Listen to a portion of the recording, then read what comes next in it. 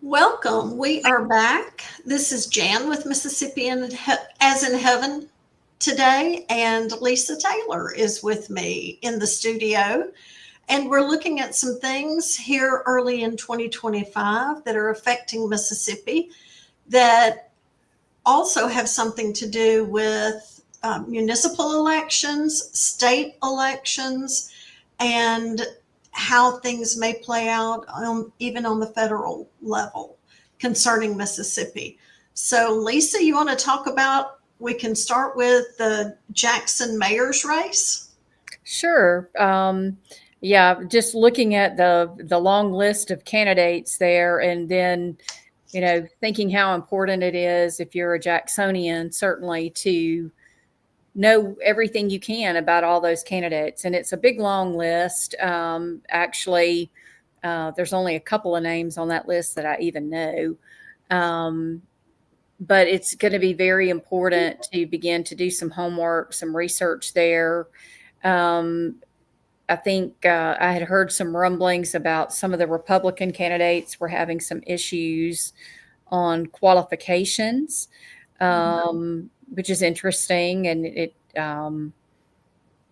as to why it's just one particular party that is having those issues. But it's going to be real interesting, especially with Mayor current incumbent Mayor Lumumba trying to navigate this field with so many competitors Right. against him, and with all the legal issues that he's facing. Um, Interesting about Marshann Chrysler today being convicted and sentenced. yes, and what kind of impact that could potentially have Mm-hmm. on the mayor's race, as well as these bribery scheme just seems to keep opening up more and more. And as they are beginning to look at all of um,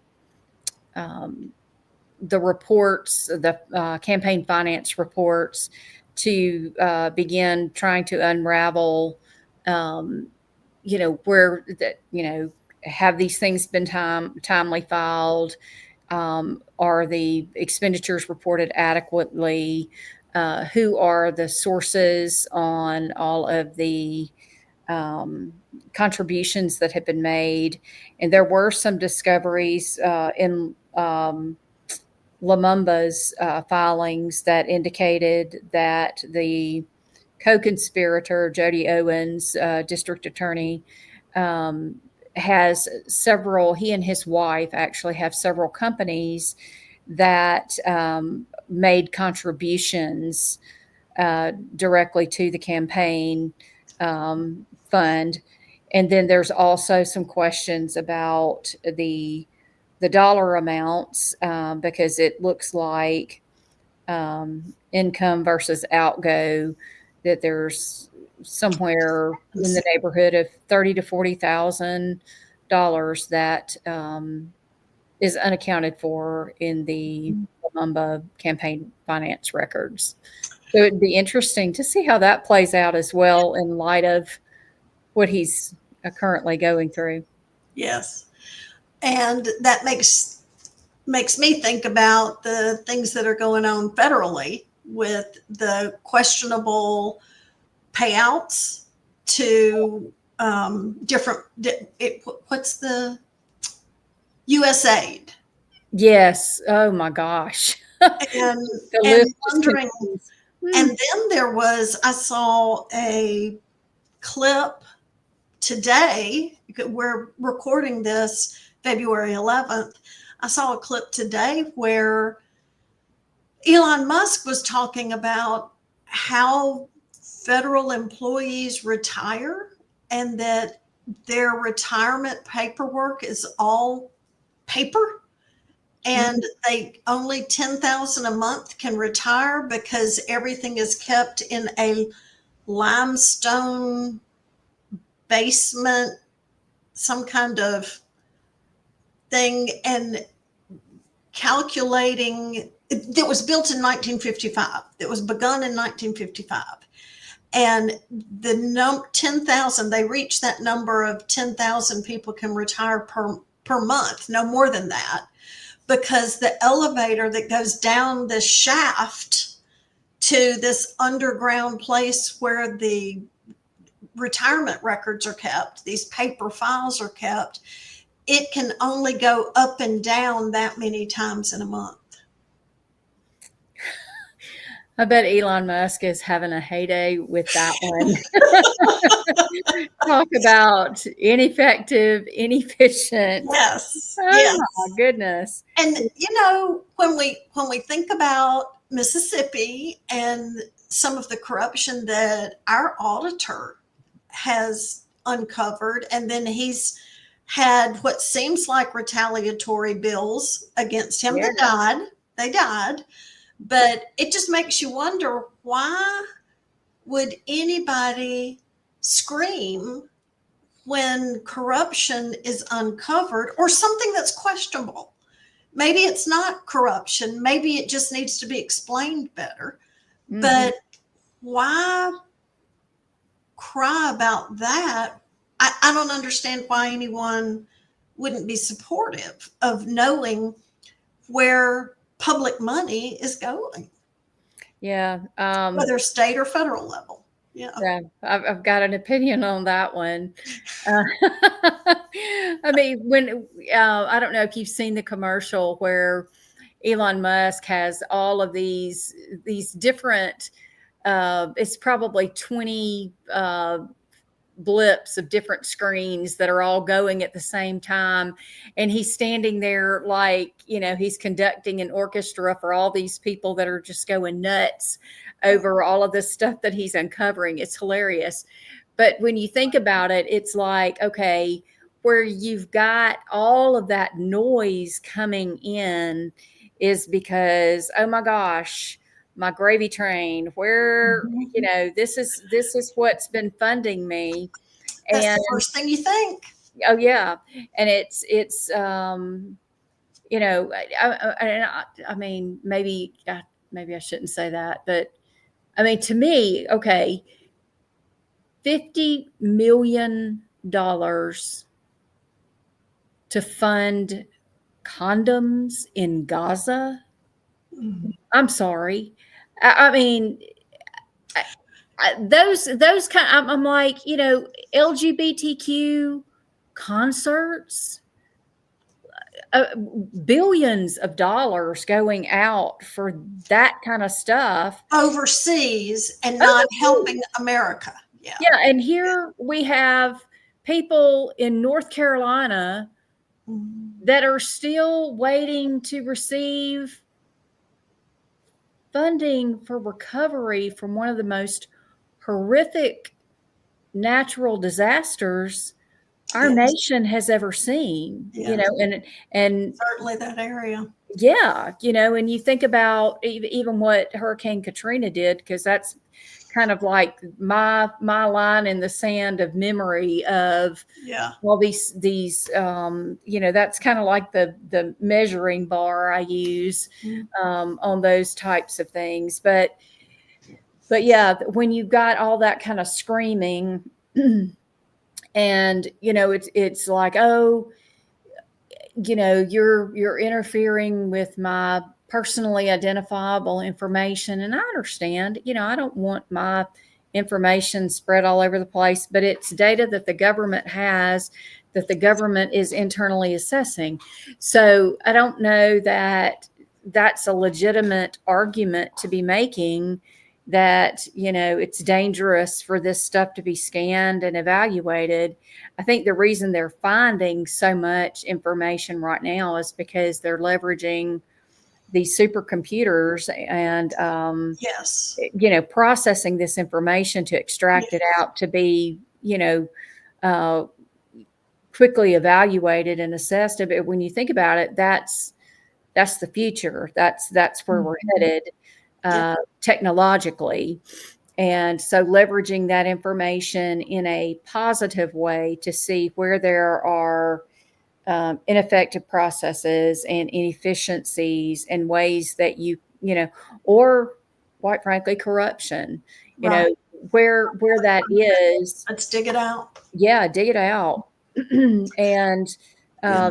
then when you start talking about things like lowering taxes, or, it's like, where's the federal government going to get all this money? Well, number one, they're not going to be spending all of that money. Right. So that puts that back into the coffers. And, there's talk about perhaps a consumption tax, and so each individual, and I think they've talked about that actually in Mississippi too. As you begin to think about doing away with an income tax, then you just pay taxes on those services and things that you consume, and then that then generates the funding. And then there is, if you've got visibility into, it's kind of like having your bank account, where you look at everything that's coming in, everything that's going out. Does it align? Fantastic. It aligns the ins and outs, and I'm accounting for everything. Now let me go back and look for, hey, I'm really spending too much money on. Yeah. Yeah. I mean, that's just basic. Well, and when you say that, it makes me think another thing that he was saying in this clip was that they've realized that the checks that have been cut by the Treasury, I guess, for whatever different funds, there's nothing in the memo line. There's no tracker that shows what is being paid, like a purchase order number, anything like that. So Yeah. it's possible to track Yes. the spending back to what, and so it's like, okay, we'd go to jail if an individual didn't account to the government. Why does the government not have to account to us? Right, because it's our monies that do that. Exactly. That is generally accepted accounting principles. Yes, it is. I mean, it's a basic journal entry, a chart of accounts, and then we have to balance all of that out. All corporations have to account and then pay their taxes at year end, and they have to keep up with all of that and where it's allocated. And then even departments within a business have to be responsible and accountable for their area of the budget. I mean, it's stewardship, bottom line. It's stewardship. And that is, no one should be above that. No. Yeah. And I am proud that Mississippi has a balanced budget requirement. We have to balance our budget every year. We can't go into a deficit. It boggles my mind that the federal government doesn't have the same thing. Yeah, and never has. Never has. Yeah. Wasn't it Andrew Jackson was the last president to I think you're right. Yeah, I think you're right. I recently read something about that, and I was like, good Lord. We've been doing this for how long? It's been a little bit, just a little bit. So, and then sometimes I think I have to, it's like, don't laugh, Lisa, because some people are really scared because they really don't know what's going on. But you've got a lot of these agencies that are like, well, you know what? Like DEI, for instance, it's like, okay, well, you're going to say that we're going to shut everything down on DEI. Well, guess what? All you people that were just off for Martin Luther King Day, and that's DEI, you're not going to get paid. Excuse me. They had Martin Luther King holidays way before DEI even became a blip on the radar. Right. So there are some groups that are trying fear. Yes, they're stirring fear mongering and doing that because they don't want you to find out what they're really doing. Exactly. And so when, I think about, something as huge as education, the importance of education. There's a whole, when you talk about Seven Mountains, there's an Education Mountain, Yeah. and how significant that is. And, it's like, okay, well, let's completely wipe out the Department of Education. I think about that and I'm like, I don't know that that's totally doable, but I really love the idea of states being able to, it's like Mississippi, if they like, look, Mississippi, Alabama, some of these more conservative states may say, hey, we want prayer back in public schools. And as a state, we can say that because we've done our homework and we realize that we had better performance, better behavior, healthier, happier, when we had that in place. And then at a national level, so if states are controlling that at a national level, then it should be, a much smaller department, I think, that, you can report up to and have, someone looking at trends. Now, that may be like an interim phase until, at some point, AI is going to outpace and all this information is going to be available. True. Yeah. I think, and of course, Mississippi has several bills in the legislature currently regarding some form of school choice and other things. There's quite a few. What is it? Mississippi First that we found. Yes, that we were looking. They have a legislative bill tracker on all things concerning education. Yes. And there's we were pleased, Lisa and I were pleased to see that parental rights are included in the bills this session for Mississippi parents. That it codifies fundamental rights of parents. In the Senate version, the House version authorizes rights of parents to direct the upbringing of children. So we're glad to see things like this in Mississippi, and I think these are steps on the way towards some better way to do education. Yes. The Department of Education is not truly a federal agency. And I can't remember the right way to say that. Do you remember? It's not, there's something about it. Maybe we'll discuss that next time. Yeah. There you go. We'll do a little more homework on that too. But yeah. There's, the thought about abolishing the Department of Education is a scary thought. But when you think about, well, the money could follow the child and then let there be school choice. And then rather than funding institutions that are separate from the schools themselves, I don't know. I don't think we've heard the right thing yet. I don't think anybody's verbalized what would be good all the way around. But I think we're on the way. Yeah, I think this is an opportunity for faith-minded individuals that are called to education, that's their calling, that's their anointing, to gain back authority that has been in the wrong hands.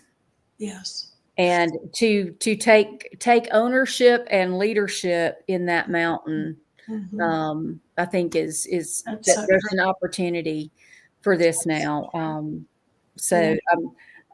It sounds crazy, that's like, okay, I work for a firm that does, a lot of the work, certainly not all of it, but a lot of the work is, tax and audit and compliance, government compliance, these types of things. And then, so you talk about, well, let's abolish the IRS.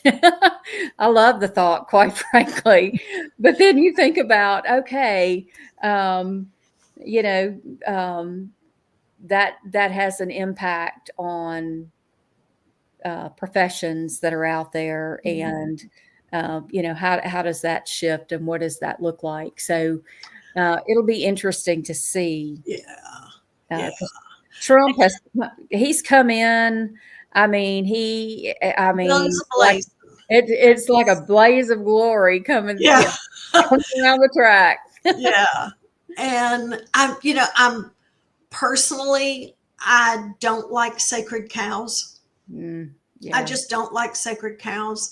So I'm all for stirring the water, but then I do want people with different viewpoints Yes. from different aspects to Hmm. come in and have their voices heard as well. Yes. And let what any final decision, that's fine. Throw out things that are going to shake us up.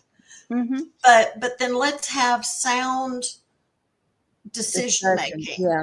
Yeah. Yes. Wisdom. And not knee jerk reactions Yes. to Wisdom and things. discernment, not the knee jerk. Right. Um, Just because something's been misused doesn't mean the whole thing should be thrown away. right. Yeah. So, That don't yeah. throw the baby out with the bathwater. Yes. Yes. Well, we have found so far there are, whatever your interests are, wherever your concerns are, um, for legislation in Mississippi, look for an oversight group that's looking over the shoulders, Hmm. such as this Mississippi First group.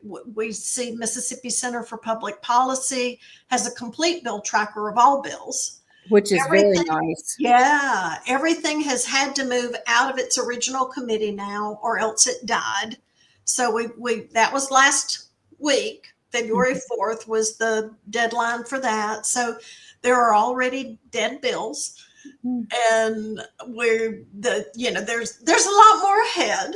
But whatever your areas of concern are concerning Mississippi legislation, please be watching, and contact your representatives. They're there for us. I Yeah. know we've started going to the Capitol to pray, and we're just getting to know people there. And Awesome. they're not they're people. They're Yeah. regular people, Yep. and we don't need to act as though, well, act not act because we think there's something different. They're Yeah. not.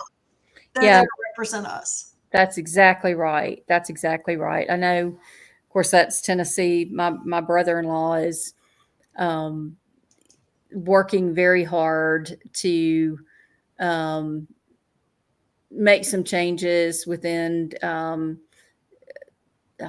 criminal justice there. Mm. They've got lots of issues with crime, and he's faced a lot of opposition um, because he wants to hold people to the letter of the law. And he's got a lot of Soros-backed DAs that, but he's calling them out. He's calling them out, and God bless him. We need more leaders that Yeah. will do things like that, Yes. and stay on the fence, and fight that, pull that sword up, and fight there on that line if you have to.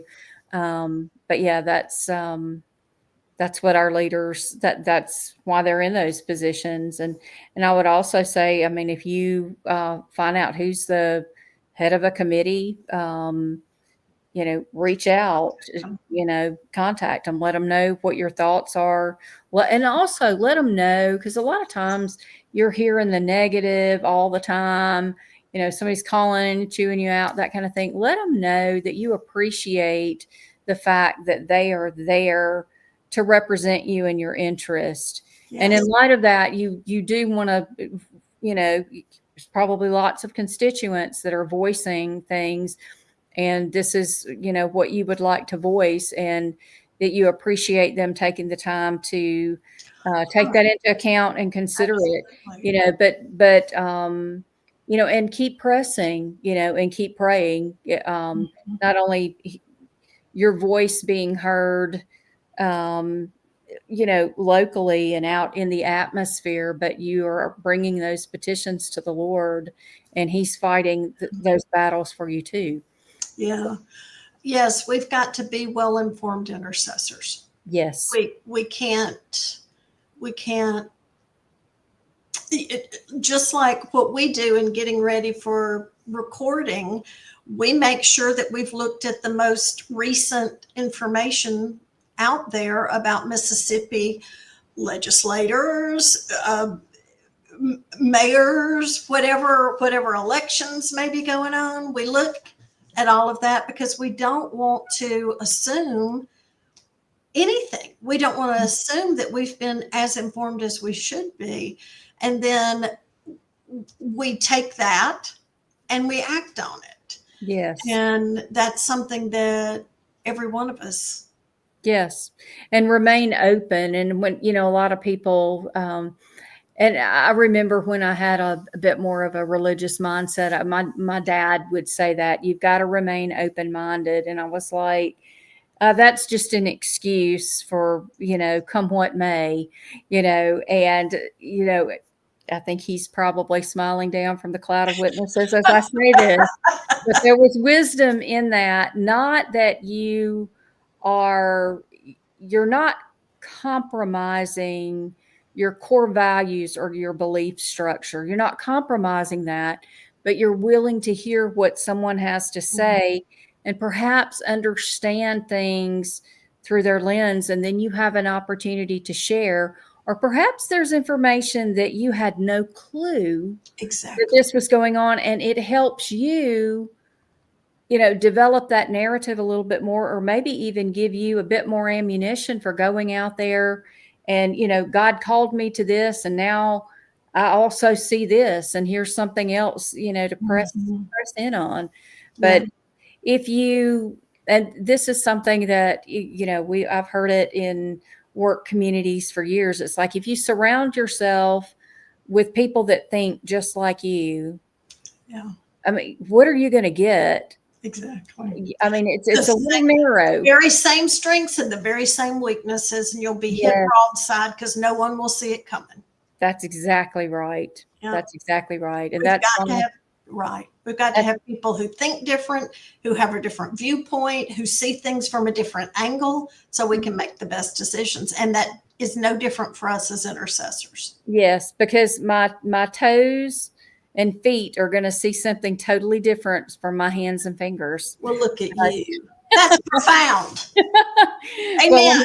Well, I'm sitting here looking at my toes going, yes, they do see things from a different perspective. I love it. So yeah, just operating and growing in our, we're strengthening that area, whatever area we're called to be in, what part of the body that we function in. Will be strengthened by exercising those muscles and just growing through that. So yeah, and we do know that in Mississippi, the majority of municipalities are holding mayoral elections this spring. Yes.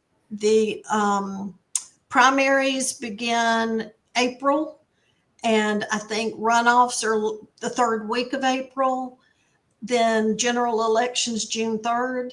Okay. So June 3rd. Check to make sure. I know I've been checking on my city, and we're watching Jackson because that's something that we've got our eye on.